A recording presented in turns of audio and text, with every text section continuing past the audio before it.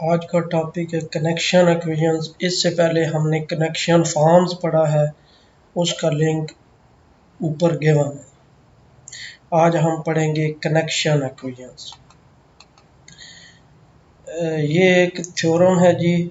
Late omega ये be the connection forms of a frame field E1 E2 E3 on R cube के। सपोज हमारे पास connection forms हैं इस फ्रेम फील्ड की, और कनेक्शन फॉर्म ओमेगा ये की हमने डेफिनेशन इससे पहले वाले लेक्चर में पढ़ी है जी। ओमेगा ये is equal to covariant derivative of EI with respect to tangent vector v dot ej at the point P. Then for any vector field v on R cube, covariant derivative of EI with respect to vector field v ये किसके equal होगा जी? Summation j omega आई j v e j. उधर हमने simple एक tangent vector लेके किया था, वेक्टर फील्ड हम पूरी ले रहे हैं वी, और उसके लिए जो हमारे पास कोवेरिएंट डेरिवेटिव किसी भी हमारे पास arbitrary tangent vector field I का होगा वो इसके इक्वल होगा जी। अब ये इनका लीनियर कॉम्बिनेशन हमने लिखा हुआ है। We call these the connection equations of the frame field E1 E2 E3। ये जो हमारे पास तीन आएंगी, यानी आई की वेरिएशन 1 से लेके 3 तक है, तो कोवेरिएंट डेरिवेटिव ऑफ E1 वो पूरी इक्वेशन आ जाएगी, फिर कोवेरिएंट डेरिवेटिव ऑफ E2 वो एक इक्वेशन आ जाएगी, इसी तरह फिर E3 के लिए एक इक्वेशन आ जाएगी। ये जो तीनों इक्वेशंस होंगी इनको हम कहेंगे कनेक्शन इक्वेशंस। अब इसका प्रूफ देखते हैं जी। फॉर फिक्स्ड आई को कोई भी फिक्स कर लें, यानी 1 2 3 जो भी फिक्स करते हैं, both sides of this equation are vector field. तो ये दोनों जो साइड्स हैं हमारे पास वेक्टर फील्ड्स की, ये हमारे पास क्या होंगी? दोनों साइड्स ये वेक्टर फील्ड्स हैं ऐसे। और इधर भी आप देखें तो ये हमारे पास ई जे आ रहा है, इसका कुछ लीनियर कॉम्बिनेशन आ रहा है, तो राइट साइड पे भी हमारे पास कोवेरिएंट डेरिवेटिव है ई आई का, वेक्टर फील्ड का। Thus we must show that at each point P covariant derivative of EI with respect to tangent vector V at the point P equal होगा समेशन ये। यानी यही जो रिलेशन है, अगर हम हर पॉइंट P के लिए हम ये प्रूव कर लेते हैं कि ये हमारे पास हर टेंजेंट वेक्टर के लिए ट्रू है, तो फिर इसका मतलब है कि ये जनरली ट्रू होगा। तो हम ये कह रहे हैं कि अगर आई कोई फिक्स कर लें तो दोनों साइड्स जो इक्वेशंस की हैं वो हमारे पास क्या है? वेक्टर फील्ड है। तो हमने शो करना है कि हर पॉइंट P के लिए जिस पे ये टेंजेंट वेक्टर बन रहा है उसके लिए ये रिलेशन ट्रू है जी। But as we already seen, the very definition of connection form makes this equation a consequence of orthonormal expansion। जो हमारे पास कनेक्शन फॉर्म की इक्वेशन है वो, अगर हम, क्योंकि हमने पढ़ी है ना, omega I j with respect to v is equal to the covariant derivative of E I with respect to we dot E j, वो चीज़ जब यहाँ पे पुट करते हैं omega I j v at the point p की जगह पे हम पुट करते हैं covariant derivative of v, covariant derivative of E I with respect to we dot E J P, और बाहर आ जाएगा ई जे पी। तो ये हमारे पास बेसिकली क्या आ जाएगी? ये आर्थोनॉर्मल एक्सपेंशन आ जाएंगी। तो इस तरह हम किसी भी पॉइंट पी को लेके तो हम इसकी आर्थोनॉर्मल एक्सपेंशन ये ले सकते हैं। तो अगर हर पॉइंट P पे टेंजेंट वेक्टर बना के ये रिलेशन ट्रू है, तो इसका मतलब ये है कि जनरली ये रिलेशन ट्रू है। तो इस तरह फिर ये प्रूव हो जाएगा कि जनरल रिलेशन के ये हमारे पास इसके इक्वल आ रहा है। When I is equal to j, the skew symmetry condition omega ij is equal to minus omega ji becomes omega ii is equal to minus omega ii। अब हमने ये भी पढ़ा है जो हमारे पास कनेक्शन फॉर्म्स हैं ओमेगा आई जे, ये स्क्यू सिमेट्रिक हैं। ये हमने लास्ट लेक्चर में प्रूव किया था कि जो कनेक्शन फॉर्म्स हैं वो हमारे पास स्क्यू सिमेट्रिक है। तो ये स्क्यू सिमेट्री की कंडीशन यूज करके हम अगर जे को आई रिप्लेस करते हैं तो ओमेगा आई आई किसके इक्वल आ जाएगा, माइनस टाइम ओमेगा आई आई। तो आई की वैल्यू 1 लिखेंगे तो हमारे पास क्या आ जाएगा, omega 1 is equal to minus time omega 1। तो इस साइड पे लेके आएंगे तो 2 time omega 1 is equal to 0। तो 2 तो 0 के इक्वल नहीं हो सकता, तो ओमेगा 1 0 के इक्वल आ जाएगा। इसी तरह ओमेगा 2 0 के इक्वल आ जाएगा और ओमेगा 3 भी 0 के इक्वल आ जाएगा। Hence, this condition has the effect of reducing the 9 1 forms omega ij to essentially only 3, say omega 1 2, omega 1 3, omega 2 3। ये जो इफेक्ट है स्क्यू सिमेट्री का, ये हमारे पास जो 1 फॉर्म्स है हमारे पास ओमेगा आई जे, आप देखें तो 9 1 फॉर्म्स बनती है, ओमेगा 1 1, ओमेगा 1 2, ओमेगा 1 3, फिर 2 1 2 2 2 3, फिर 3 1 3 2 3 3। तो इसको जब हम स्क्यू सिमेट्री की ये कंडीशन यूज़ करेंगे तो उसके लिए फिर ये जो 9 फॉर्म्स हैं ये रिड्यूस हो जाएंगी। 9 फॉर्म्स रिड्यूस कैसे हो जाएंगी कि ये जो 3 है डायगोनल की ये तो 0 हो गई, उसके बाद जो स्क्यू सिमेट्री की हमने कंडीशन पढ़ी हुई है कि omega I J is equal to minus omega j i के इक्वल है, यानी कि ओमेगा जो 2 1 है वो माइनस टाइम ओमेगा 1 2 के इक्वल आ जाएगा। इसी तरह ओमेगा जो 3 1 है वो माइनस टाइम ओमेगा 1 3 के इक्वल आ जाएगा, और ओमेगा 3 2 जो है माइनस टाइम ओमेगा 2 3 के इक्वल आ जाएगा। तो सिर्फ हमें ये 3 कैलकुलेट करने की ज़रूरत है। इससे के बाद इस हम पूरी इक्वेशन वो 9 ज़रूरत नहीं है फाइंड करने की, ये 3 जब हम फाइंड कर लेंगे तो हमारे पास वो कनेक्शन फॉर्म्स बन जाएंगी। It is perhaps best to regard the connection forms as the entries of a skew symmetric matrix of one form. हमारे पास यानी ये जो कनेक्शन फॉर्म्स है ओमेगा आई जे, इसको हम बेहतर ये है कि हम एक मैट्रिक्स की फॉर्म में रिप्रेजेंट करें, और इस तरह रिप्रेजेंट किया जा सकता है ओमेगा 1 1 1 2 1 3 2 1 2 2 2 3, इस तरह 3 बाई 3 मैट्रिक्स की फॉर्म में इसको रिप्रेजेंट किया जा सकता है। और ये जो हमारे पास 3 बाई 3 मैट्रिक्स की फॉर्म में है, इसको क्योंकि ओमेगा 1 1 हमने प्रूव कर लिया है, ओमेगा 1 1 ओमेगा 2 2 और ओमेगा 3 3 से 0 है, तो ये तीनों 0 हो गए। और इसी तरह इधर ओमेगा 2 1 की जगह पे माइनस टाइम ओमेगा 1 2 लिख दिया, ओमेगा 1 3 की जगह पे माइनस 3 1 की जगह पे माइनस टाइम ओमेगा 1 3 लिख दिया, और ओमेगा 2 3 इधर 3 2 की जगह पे माइनस टाइम ओमेगा 2 3 लिख लिया। अब जब हम ये तीनों कैलकुलेट कर लेंगे तो हमारे पास सारी कनेक्शन फॉर्म्स कैलकुलेट हो जाएंगी। दिस इज दस इन expanded form the connection equations become. तो फिर जो कनेक्शन इक्वेशंस का हमने कम्पैक्ट फार्मूला लिखा है, जब उसको एक्सपेंड करेंगे तो हमारे पास कनेक्शन इक्वेशन का फार्मूला था। इसको जब हम एक्सपेंड करके लिखेंगे E1 E2 E3 की फॉर्म में, तो ये हमारे पास 3 कनेक्शन इक्वेशंस बन जाएंगी।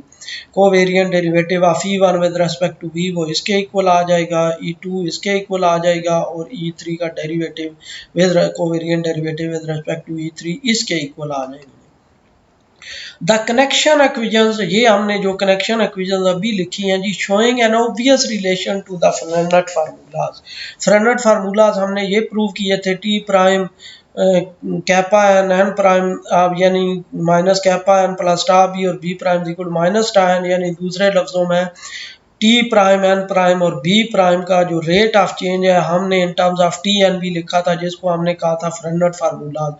इसी तरह यहाँ पे जो वेक्टर फील्ड्स हैं E1 E2 E3, इनका rate of change with respect to vector field V हम इनके लीनियर कम्बिनेशन में लिख रहे हैं E1 E2 E3। तो हम ये कह रहे हैं कि ये जो है कनेक्शन इक्वेशंस है, इनका एक क्लियर रिलेशन इनके साथ नजर आ रहा है जी। अब आगे देखें जी, the absence from the Frenet formulas of the terms corresponding to omega 1 3 and minus omega 1 3 E1 is a consequence of the special way. अब देखें, ये जो आप देखें तो अगर इसको कंपेयर करना चाहते हैं तो आप देखें टी प्राइम इसमें एक टर्म आ रही है फर्स्ट में, और इधर 2 टर्म्स है, और सेकंड में तो दोनों टर्म्स है, लेकिन थर्ड में भी इसी तरह इधर एक टर्म है और इधर दो टर्म्स है। तो जब हम कंपेयर करते हैं कनेक्शन इक्वेशंस को इन फ्रेंनेट फार्मूला से तो हम देखते हैं कि अगर E1 यानी करस्पॉन्ड करे T को, E2 N को, E3 B को, तो आप देखें कि इधर सिर्फ ये फर्स्ट वाली में ये वाली टर्म आनी चाहिए, इसके करस्पॉन्डिंग ये टर्म एक्स्ट्रा आ रही है। इसी तरह जब हम थर्ड में देखते हैं तो माइनस टा एन ये वाली टर्म इसको करस्पॉन्ड कर रही है, तो ये टर्म भी एक्स्ट्रा आ रही है।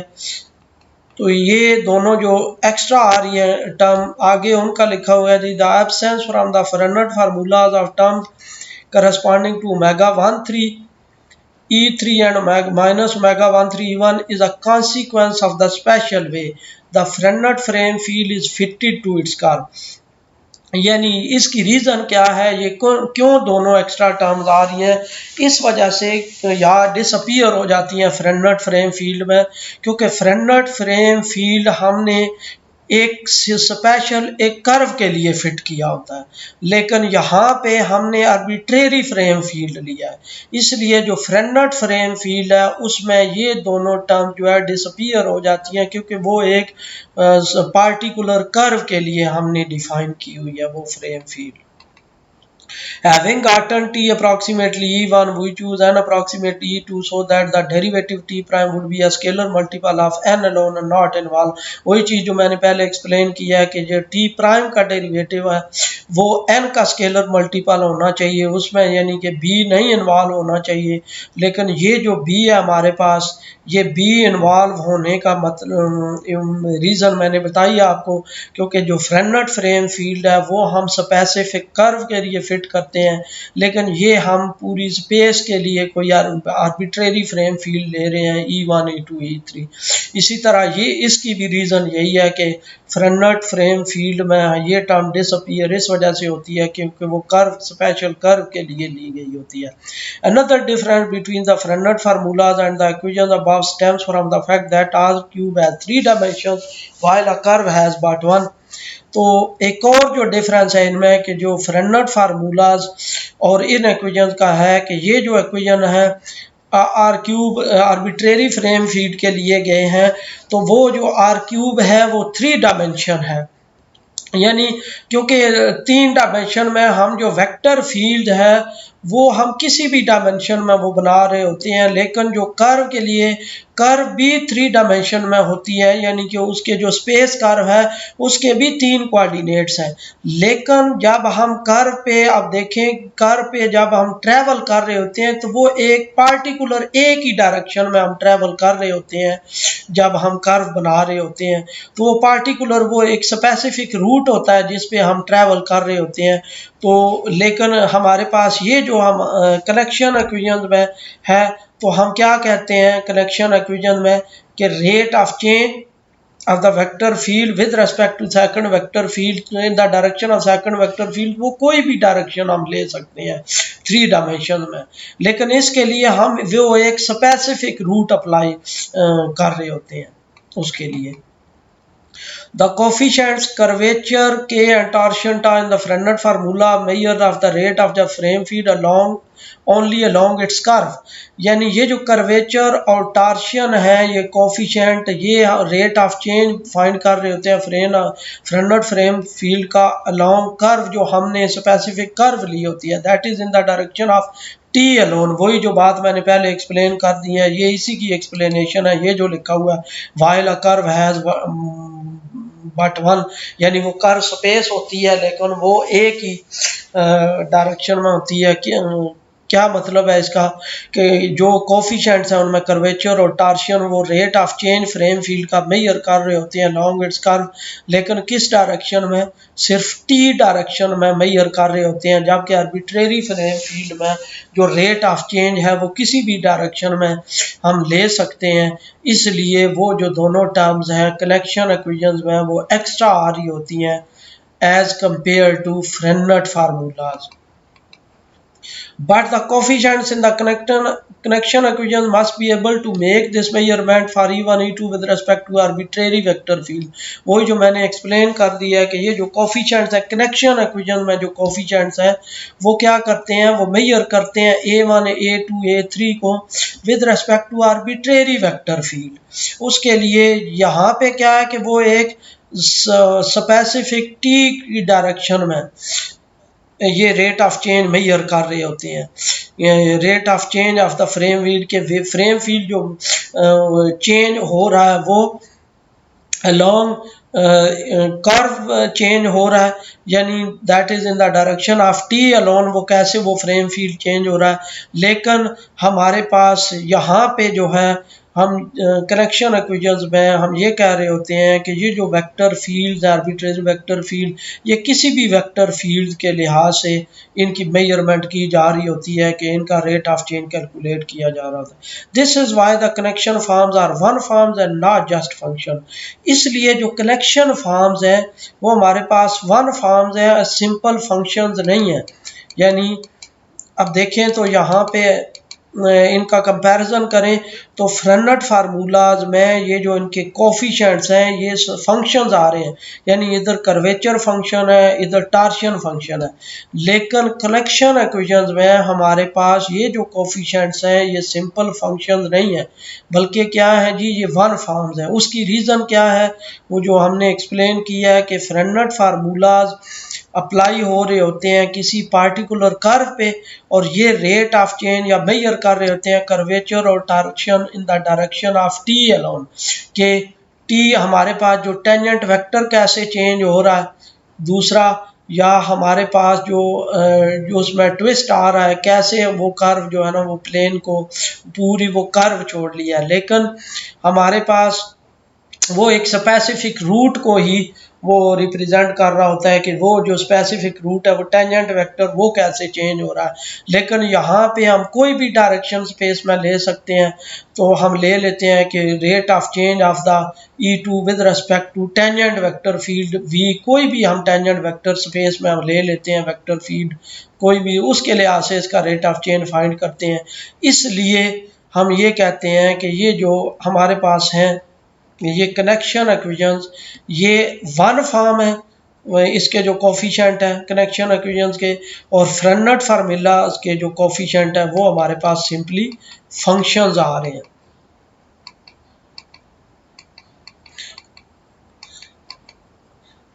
These formal differences aside, a more fundamental distinction stand out. ये तो फार्मल डिफरेंसेस है जो हमने अभी एक्सप्लेन किए हैं। एक बेसिक जो डिस्टिंक्शन है, जो डिफरेंस है इनके दरमियान, वो भी मौजूद है जी। वो क्या है जी, it is because a Frenet frame field is specially fitted to its curve that the Frenet formulas gives information about that curve. यानी जो फ्रेनेट फ्रेम फील्ड है वो स्पेशली फिट किए जाते हैं किसी खास कर्व पे, और वो जो इंफॉर्मेशन दे रहे होते हैं वो सिंपल एक कर्व के लिए इंफॉर्मेशन दे रहे होते हैं। Since the frame field E1 E2 E3 used above is completely arbitrary, the connection equations give no direct information about R cube. यानी ये कंप्लीट आर्बिट्रेरी फ्रेम फील्ड होती हैं, तो ये डायरेक्ट इंफॉर्मेशन नहीं दे रही होती R क्यूब के बारे में, but only information about the rate of rotation of that particular frame field.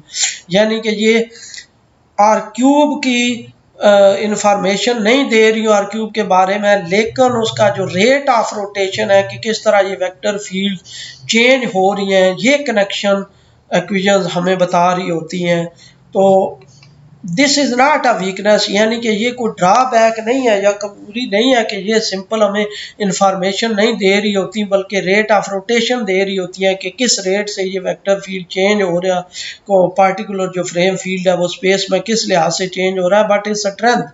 लेकिन ये अच्छी चीज़ है, क्यों? Since has indicated earlier, if we can fit a frame field to a geometric problem arising in R cube then the connection equations will give direct information about the problem.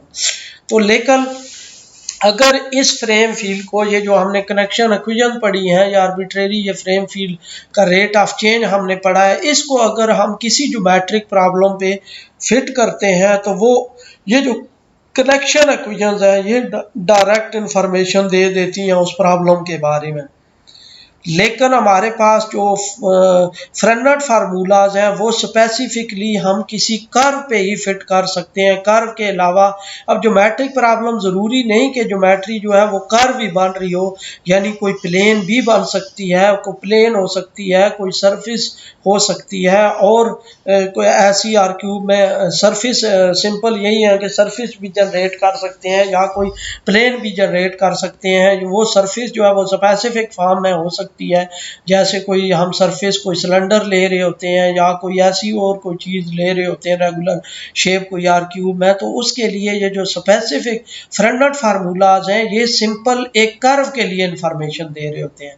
लेकिन ये जो collection equations हैं ये कोई भी हमारे पास जो geometric problem हो, कोई भी हमारे पास जो मैथमेटिकल इक्वेशन है जो किसी की ज्योमेट्री रिप्रेजेंट कर रही है, यानी कोई सरफेस को रिप्रेजेंट कर रही है या किसी कोई प्लेन को रिप्रेजेंट कर रही है, तो उसके बारे में ये इंफॉर्मेशन देती हैं ये जो कनेक्शन इक्वेशन है हमारे पास। Thus, these equations play a fundamental role in all the differential geometry of R cube.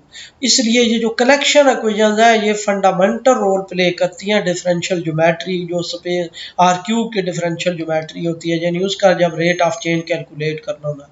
For example the Frenet formulas can be deduced from them, क्योंकि फ्रेनेट फार्मूला जो है वो इसका एक स्पेशल केस है कि हम कोई सरफेस के ऊपर अगर कर्व ले लें और कर्व के ऊपर हम रेट ऑफ चेंज फाइंड करना चाहें तो वो हमारे पास वो फ्रेनेट फार्मूलाज बन जाते हैं जी।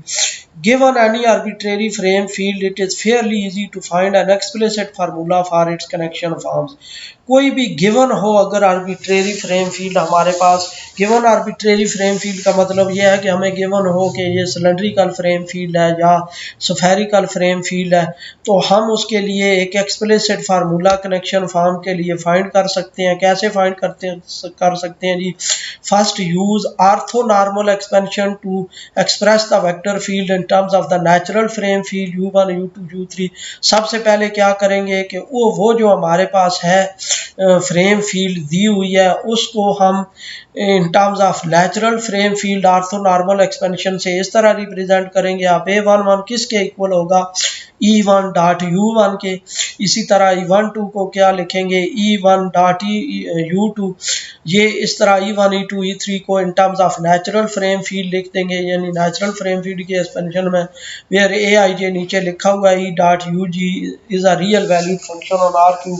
और ये जो जितने भी Aij हैं वो इस तरह कैलकुलेट किए जा सकते हैं। 1 किसके इक्वल होगा? E1 dot U1। इसी तरह सारे हम बाकी भी कोफिशिएंट्स कैलकुलेट कर लेंगे। The matrix A with these function as entries is called the attitude matrix of the frame field.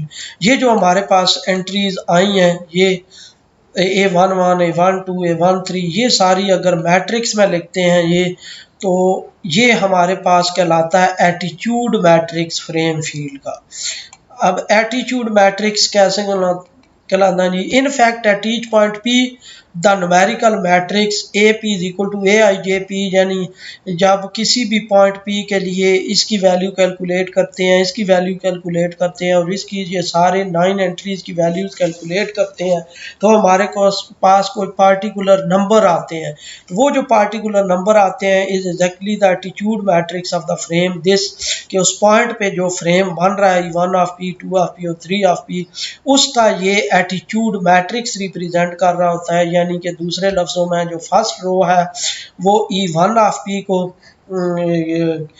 Coefficients को रिप्रेजेंट कर रही होगी, जो सेकंड रो है वो E2 ऑफ P के कोफिशिएंट्स को रिप्रेजेंट कर रही होगी, और थर्ड रो जो है A31 एट P वो इसके थर्ड जो हमारे पास वेक्टर फील्ड है उसके कोफिशिएंट को रिप्रेजेंट कर रही होगी। अब उसके बाद हम एटीट्यूड मैट्रिक्स की जो डेफिनेशन है वो हमने पहले पढ़ी है। Let E1 E2 E3 be a frame at point P of R cube the 3x3 matrix A whose rows are Euclidean coordinates of these vectors is called the attitude matrix. यानी ये जो 3x3 matrix है इसके जो हमारे पास रोज हैं वो Euclidean coordinates में अगर इस तरह देखें तो ये जो 3 वेक्टर्स हैं ये एटीट्यूड मैट्रिक्स बनाते हैं। thus it does describe the attitude of the frame although not its point of application। तो ये किसी फ्रेम का एटीट्यूड रिप्रेजेंट कर रहा होता है, ना कि उसके पॉइंट ऑफ एप्लीकेशन के किस पॉइंट पे हम इसको कैलकुलेट कर रहे हैं। Since attitude matrix are orthogonal, ये हम पढ़ चुके हैं कि एटीट्यूड मैट्रिक्स ऑर्थोगोनल होता है, और ऑर्थोगोनल की डेफिनेशन क्या है कि A transpose is equal to I. जब ए ट्रांसपोज आई के इक्वल होता है तो दोनों साइड पे जब ए इनवर्स से हम ऑपरेट करते हैं तो A transpose equal to A inverse आ जाता है, यानी कि जो एटीट्यूड मैट्रिक्स है उसका जो हमारे पास इनवर्स होता है वो सिंपल ए ट्रांसपोज के इक्वल आ जाता है। Define the differential of A to be D of A is equal to DAIJ, और इस A मैट्रिक्स का क्योंकि ये फंक्शन है तो फंक्शन का फिर डिफरेंशियल ले लेंगे तो वो डिफरेंशियल किसके इक्वल आ जाएगा, DAIJ। और हमने पढ़ा है कि जो फंक्शन का डिफरेंशियल होता है, किसी कोई भी जो फंक्शन f है जब उसका डिफरेंशियल लेते हैं D ऑफ f तो वो हमारे पास वन फॉर्म होती है। इसका मतलब ये है कि ये जो DAIJ है ये हमारे पास वन फॉर्म है। DA11 भी वन फॉर्म है, DA12 भी, DA13 भी, ये सारी वन फॉर्म्स है। We can now give a simple expression for the connection forms in terms of the attitude matrix.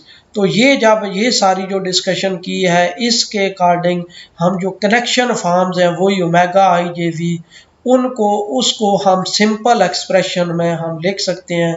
हम कैसे लिख देंगे, ये रिजल्ट है जी कि if A is equal to A I J is the attitude matrix and omega is the matrix of the connection forms of the frame field E1 E2 E3, then ये जो हमारे पास मैट्रिक्स है connection forms का, इसको इस form में लिखा जा सकता है D of A into A transpose और एक्यूमुलेंटली, और कंपोनेंट फॉर्म में इस तरह लिखा जा सकता है ओमेगा ये इज इक्वल टू समेशन के ए जे के डी ए आई के। इस तरह हम कनेक्शन फॉर्म्स के मैट्रिक्स को इस तरह लिख सकते हैं। अब जब इस तरह लिख लेंगे तो फिर इसकी कंप्यूटेशन आगे इजी हो जाएगी जी। एग्जांपल देखते हैं जी। हमें पता है जी कि सिलेंड्रिकल फ्रेम फील्ड का एटीट्यूड मैट्रिक्स इसके इक्वल है। ये हमने कैसे लिखा है, जब सिलेंड्रिकल फ्रेम को फील्ड को आप देखें हम लिखते हैं A1 is equal to E1 is equal to cos theta U1 plus sin theta U2, फिर E2 को इसी तरह minus sin theta U1 plus cos theta U2 और E3 U3 के इक्वल। तो उसका जो हमारे पास कोफिशिएंट मैट्रिक्स है वो इसके इक्वल आ रहा होता है।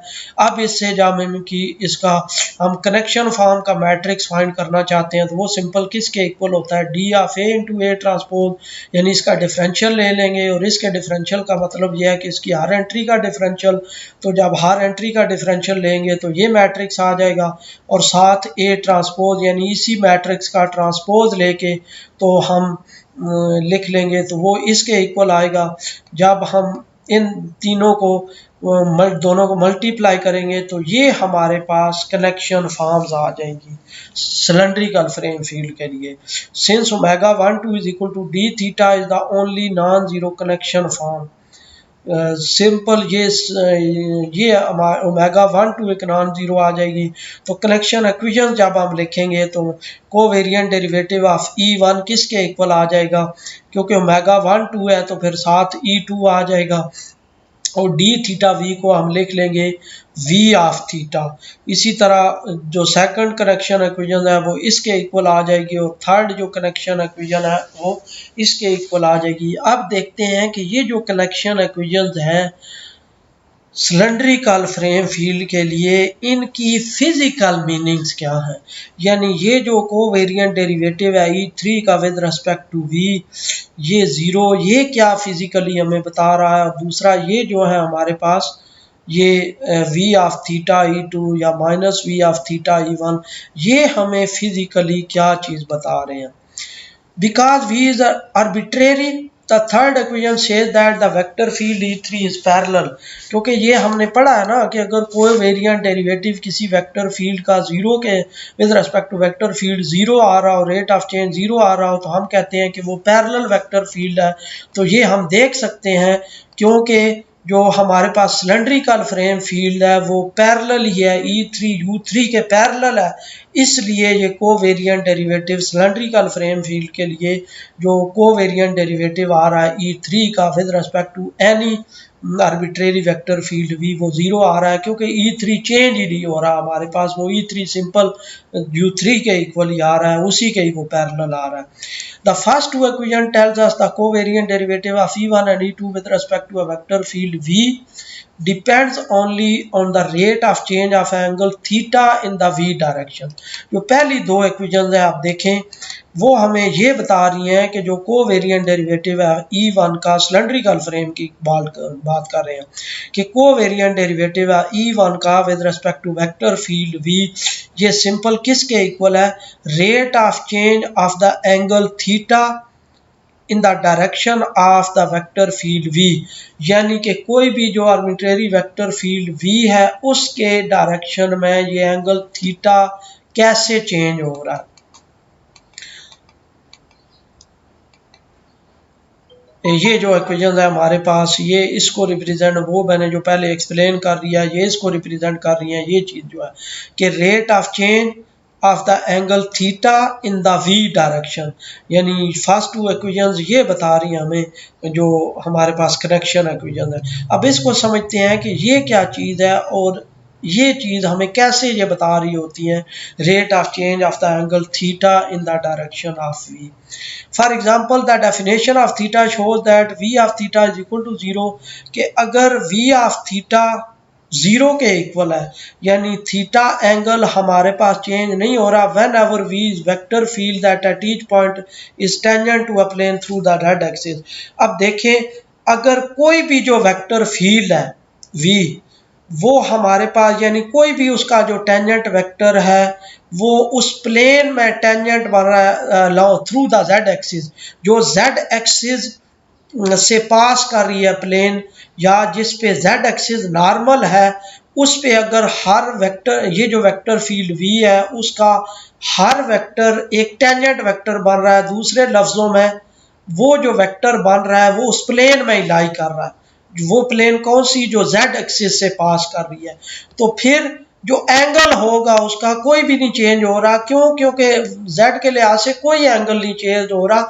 अब देखिए जितने भी कोई अगर आप इमेजिन करें कि एक जेड एक्सिस आप ले लें परपेंडिकुलर और उसको एक कट करें कहीं से भी एक प्लेन में, तो जितने भी टेंजेंट वेक्टर्स हैं उस प्लेन में जो लाई कर रहे हैं वो सारे जो टेंजेंट वेक्टर्स हैं उनका एंगल उस जेड एक्सिस के साथ एक फिक्स है 90 का एंगल बन रहा है।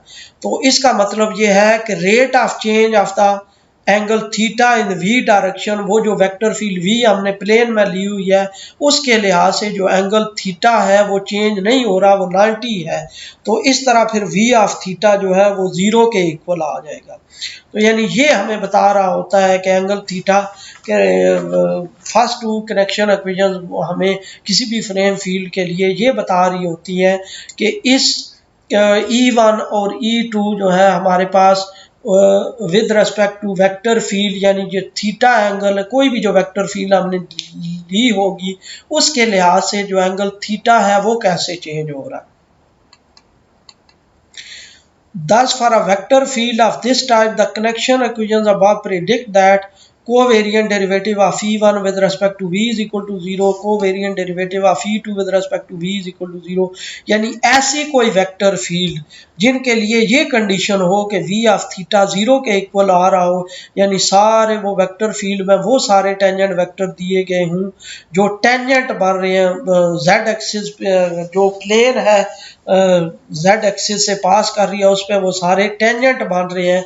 तो उसके लिए फिर जो रेट ऑफ चेंज है E1 का with respect to tangent vector field V वो हमारे पास 0 आ रहा होगा, यानी वो E1 का जो रेट ऑफ चेंज है with respect to vector field V वो 0 आ रहा होगा, हम E1 में कोई चेंज नहीं आ रही होगी। इसी तरह E2 में भी कोई चेंज नहीं आ रही होगी with respect to vector field V। क्यों? क्योंकि हमारे पास ये जो V थीटा है ये एंगल कोई नहीं चेंज हो रहा, वो 0 के इक्वल हो रहा है। In fact it is clear from figure 2.19 that E1 and E2 do remain parallel on any plane through the Z axis. क्यों? और ये हमारे पास इसका मतलब क्या है कि वो पैरेलल वेक्टर फील्ड है, तो बिल्कुल पैरेलल वेक्टर फील्ड है। आप देख सकते हैं सिलेंड्रिकल फ्रेम फील्ड के लिए कि कोई भी आप प्लेन ले लें जो हमारे पास जेड एक्सिस से पास कर रही हो उसके लिए ये जो E1 और E2 हैं ये पैरेलल वेक्टर फील्ड्स बना रही होंगी।